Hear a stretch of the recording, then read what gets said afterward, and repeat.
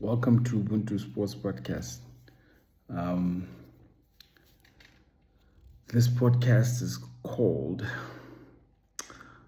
Arsenal Will Destroy Villa in the Battle of the Tacticians. The Battle of the Tacticians is Mikel Arteta versus Unai Emery, which is going to be a very interesting matchup, but I think Arsenal will come out on top in this game. Villa are known to be our nemesis. They're known to be our booby team. Yeah. They don't. I don't know. They seem to always get one on us, whether it's at Villa or at the Emirates. But I'm not worried about them. I definitely feel after the loss the boys had at Villa Park, like when they scored that winner, the way they dropped down onto the floor, you could see they were cut. They were not happy with that loss. I guess they wanted to walk away unbeaten more than anything else.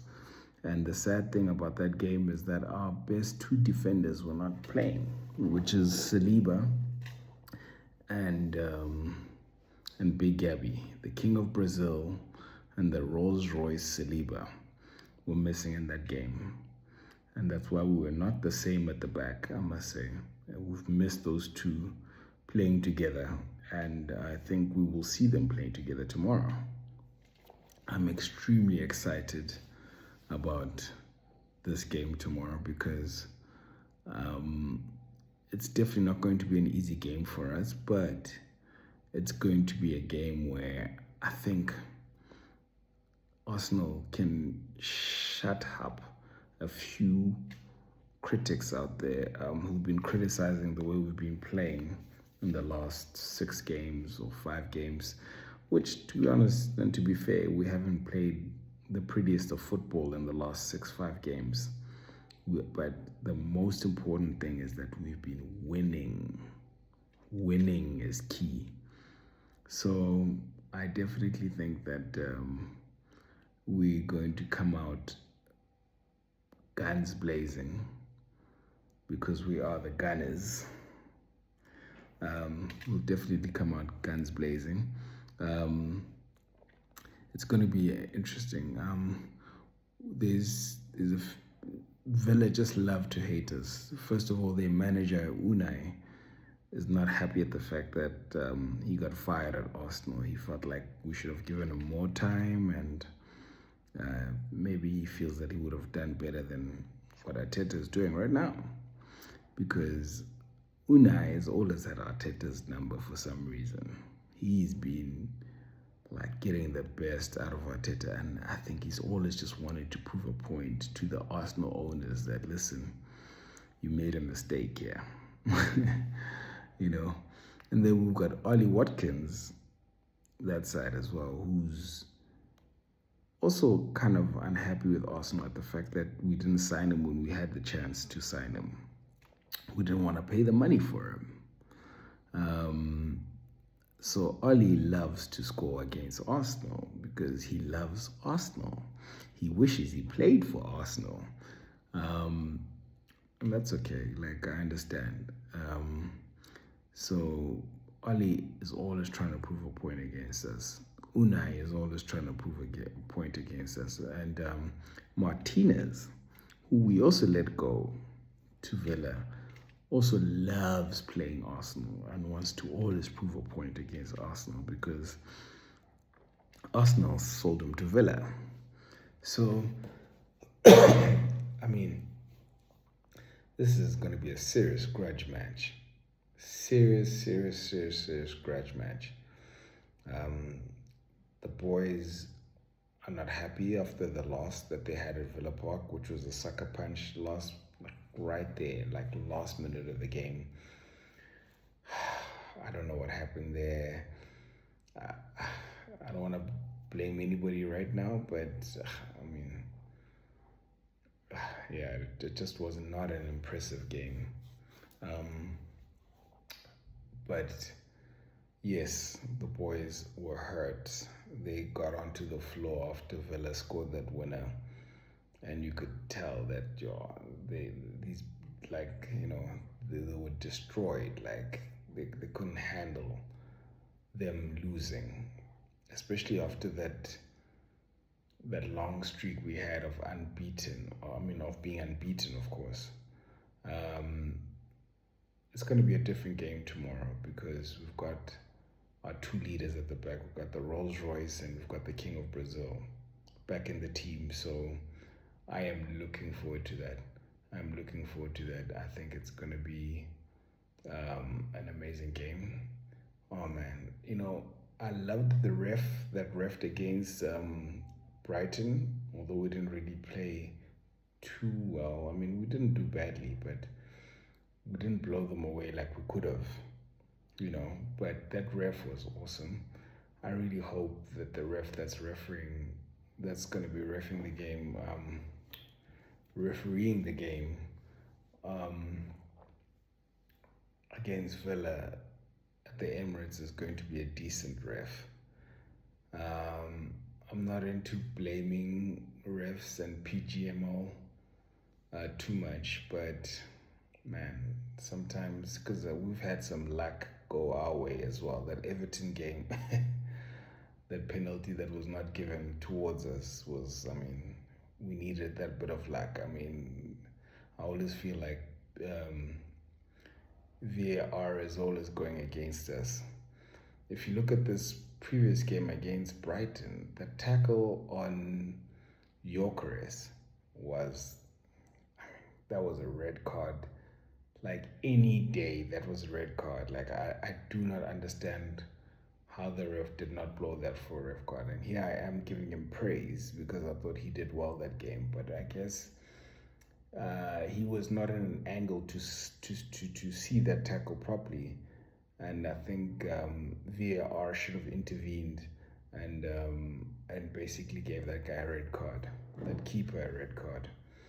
Um, what I find, so people have been putting a lot of pressure on Gyökeres, saying Gyökeres, the amount we bought him for, he's not performing. We bought Gyökeres as being the top goal scorer in Europe, being one of Europe's hottest strikers. And we bought him because we expected him to come score goals at Arsenal, since we didn't have any clinical strikers in the last, like 4 or 5 seasons, I guess. So that's what Victor Gyökeres was brought into Arsenal to do, to come score goals, to come win those battles in the box and make sure that he bullies defenders, and just like a proper number 9 is meant to.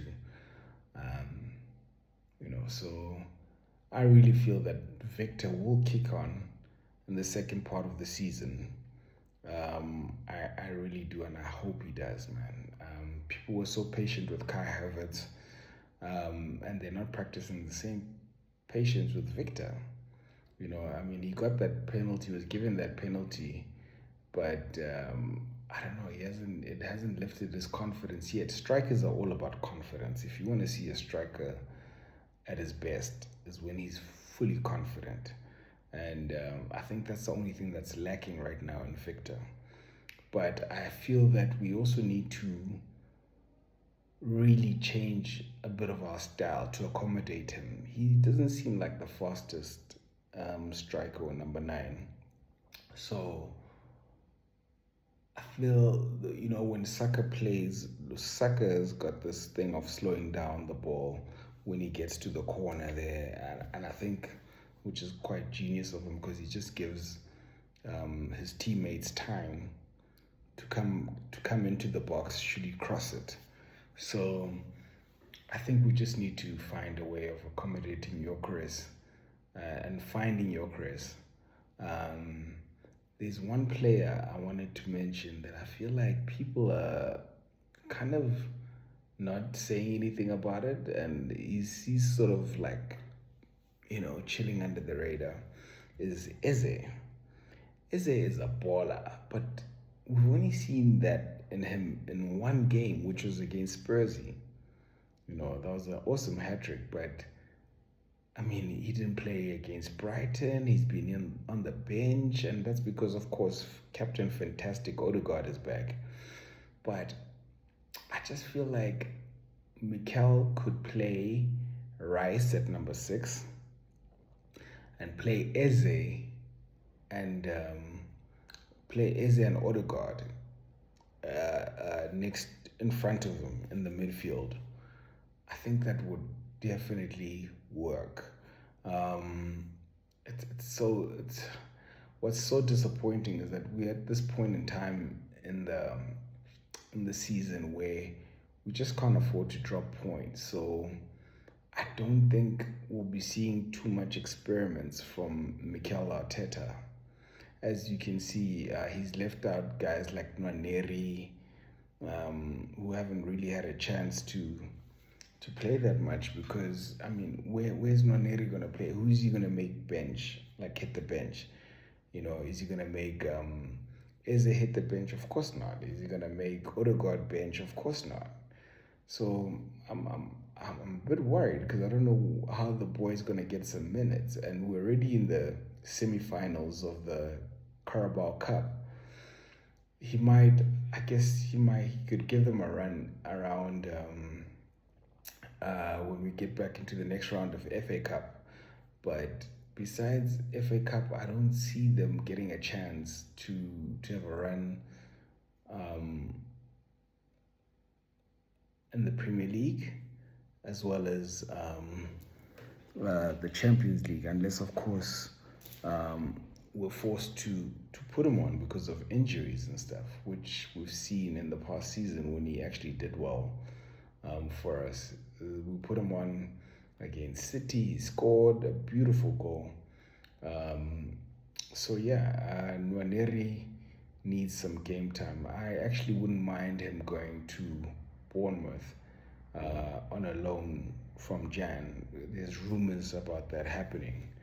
That wouldn't be a bad idea. Like we need the boy to have some game time, especially after him signing a contract with us, an extension. So yeah, I'd like to see the boy. I don't know how far Max Downman is with his injury, but I know that Kai is coming back into play very soon as well. So this is going to be a very interesting second half of the season, I must say. But as much as you're saying that, I'm saying that there's a blue shark on our heels. And guess who's back for the Blue Sharks? Is Rodri. Rodri is back, and imagine City have been winning games the way that they have without Rodri playing. They've been looking vulnerable at the back, as much as they've been blowing teams away with their attack, but it's not impossible to score against them, so they are slightly vulnerable at the back. But with Rodri coming back and Rodri back in the picture, I think we're going to see a completely different City. It doesn't worry me. It really doesn't worry me because I feel like I've seen games where we are playing well this season, and I've realized that, wow, when we're at our best, we can take any team in the world. The way we blew away Bayern Munich, the way we blew away Atletico Madrid. So we are a serious team. We're a serious team, and we need to put that fear back in these teams because now, because of how we've been playing in the last 6 games, people can sense and smell that we're slightly vulnerable and nervous, and you can even feel it from our fans at the Emirates when we play at the Emirates. Like you can tell that there's a nervy feeling around the stadium, and that energy gets passed on to the players, and that's the biggest problem. But it's fine. I guess we're a fan base that just wants to see us dominate and see us at number 1, and that's okay. Like I don't mind the fact that we are that type of fan base. But tomorrow is going to be exciting, guys. I cannot wait to see what we're going to do against Villa. They can bring it. They can bring everything they got. And I'm pretty sure that we will bring everything we've got as well, and we will destroy them. We will destroy them. We need to go into 2026 as number one, top of the table, and then just finish off the season, guys. 2026, finish it off. Take all 4 competitions, all 4 cups.